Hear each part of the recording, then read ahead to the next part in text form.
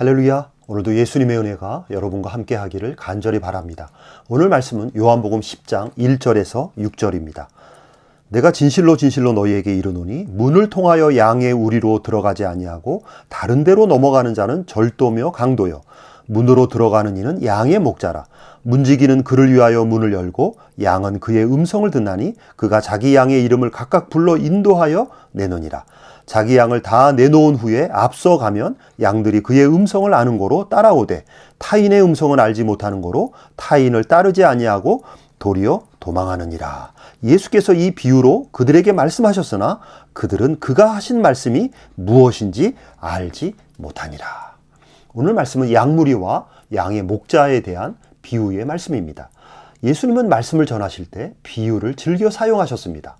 그 당시 사람들이 살아가는 일상의 삶에서 자주 접하는 것들을 소재로 해서 비유를 만들어 설교를 하셨습니다.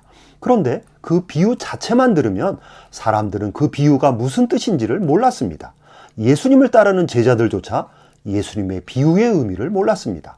그래서 예수님은 먼저 비유를 말씀하시고 그 다음에는 그 비유에 대한 해석을 꼭 해주셨습니다. 그러니까 그 비유 자체만 보아서는 그 안에 어떤 의미가 담겨 있는지 잘 모릅니다. 비유 자체만 보면 일상의 삶에 대한 이야기로 보이고 비유를 사실 그 자체로만 보면 예수님은 비유를 통해서 삶의 교훈을 말씀하시는 것으로 보입니다. 그러나 예수님이 말씀하시는 모든 비유들은 표면으로 보이는 것이 다가 아니며 반드시 그 비유에는 이면의 의미가 담겨 있는 것입니다. 그런데 비유라고 하는 표면 속에 어떤 이면의 의미가 담겨 있는지는 아무도 모릅니다. 오직 그 비유를 말씀하신 예수님만이 비유의 이면의 의미를 아십니다. 그래서 예수님이 비유를 말씀하신 다음에 반드시 비유의 속뜻을, 즉 이면의 뜻을 해석해 주어야 하는 것입니다. 그 비유 안에 어떤 이면의 의미가 담겨 있는지를 예수님이 친히 해석해 주어야 합니다. 만약에 예수님이 해석해 주지 않는다면 인간은 절대로 그 비유의 속뜻을 알 수 없게 되는 것입니다. 결국 성경의 모든 비유는 예수님이 누구시며 예수님이 어떤 사역을 이루시는지를 알려주기 위한 비유들입니다. 성경의 모든 비유는 예수님의 어떠함을 드러내주는 역할을 하는 것입니다. 예수님이 길이요 진리이며 예수님이 생명이기 때문에 모든 인간들에게 필요한 것은 구원자 되시는 예수님이십니다.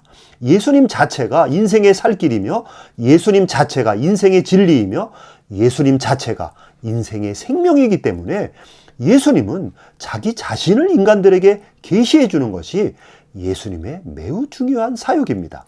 예수님으로 말미암아 모든 구원이 이루어지고 예수님이 구원의 모든 방법이기 때문에 인간은 무엇보다 바로 그 예수님을 알아야 하는 것입니다. 그래서 예수님은 이 세상에 오셔서 부단히 자기 자신을 알려주시고 자기 자신을 계시해 주시는 것입니다. 예수님 자기 자신이 모든 인생의 문제를 해결하는 열쇠이기 때문에 예수님은 자기 자신을 드러내시고 자기 자신을 알려줘야 하는 것입니다. 비유 역시 예수님 자신을 알려주시는 방편으로 사용하십니다. 즉 예수님이 사용하시는 모든 비유는 예수님이 누구시며 예수님이 어떤 분이시며 예수님이 무엇을 하시는지를 알려주는 비유입니다. 그러므로 예수님이 말씀하시고 또한 예수님이 해석해 주어야 합니다. 인간은 신이 인간의 모습으로 오신 예수님을 절대로 알 수 없기 때문에 신이 인간이 되어 오신 분을 인간은 절대로 상상할 수도 없고 그러한 존재를 깨달을 수 없기 때문에 예수님이 친히 자기 자신을 알려주시고 예수님이 친히 모든 비유의 말씀들을 해석해 주어야 하는 것입니다. 예수님 외에는 예수님을 가장 정확하게 소개할 인간이 지구상에 없습니다. 그러므로 예수님은 스스로 자신을 알려주셔야 할 막중한 사명을 가지신 것입니다. 그래서 성경의 모든 비유들도 결국 예수님이 어떤 분인지를 알려주기 위한 방편으로 사용하는 것입니다. 오늘 말씀에서 예수님은 1절에서 6절까지 먼저 비유를 말씀하시고 그리고 7절부터 18절까지 그 비유의 해석을 해주시는 것입니다. 그리고 그 해석의 기준은 바로 예수님 자신입니다. 비유를 예수님 중심으로 해석하시는 것입니다. 여러분, 이러한 원리는 구약과 신약 성경에도 그대로 적용됩니다. 우리는 흔히 구약 성경은 장차 오실 예수님에 대한 기록이고 신약 성경은 구약의 약속대로 오신 예수님을 기록한 책이라고 말합니다. 맞습니다.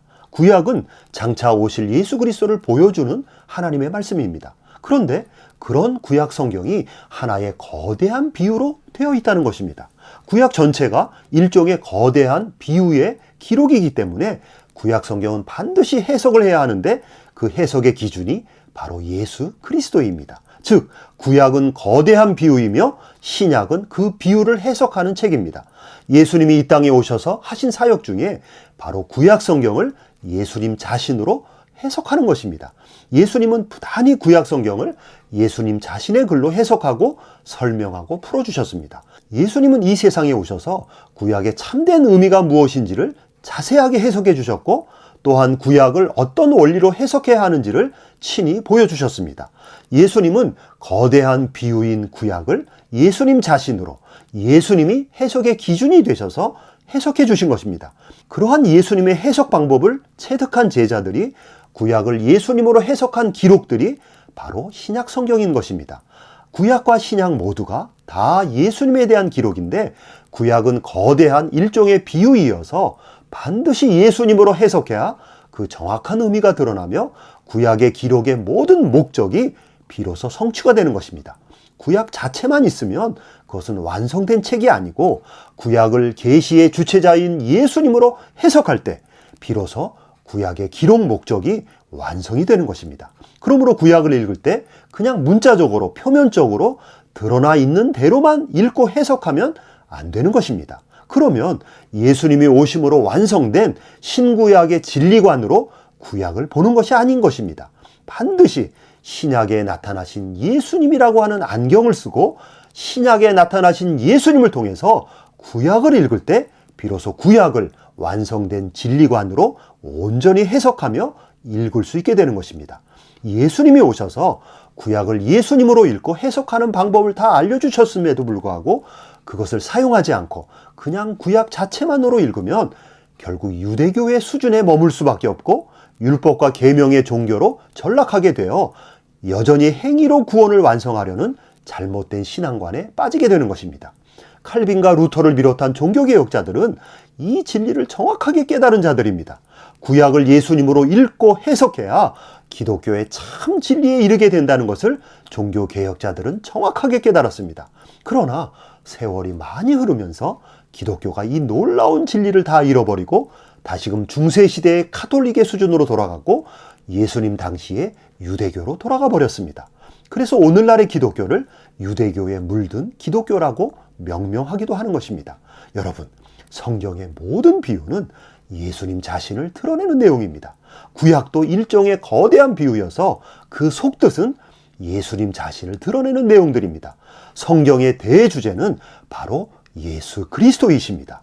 예수님만이 유일한 구원자이시기 때문에, 예수님만이 신이 인간이 되어 오신 인류의 소망이기 때문에 성경이 바로 이 예수님을 집중적으로 알려주기 위해 기록된 것입니다.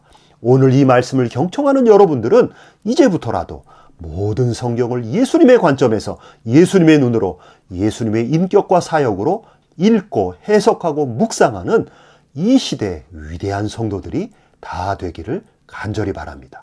성경을 통해서 우리의 구원자 되시며 우리의 유일한 소망 되시는 예수님을 깊이 만나는 여러분이 되기를 간절히 바랍니다. 아멘.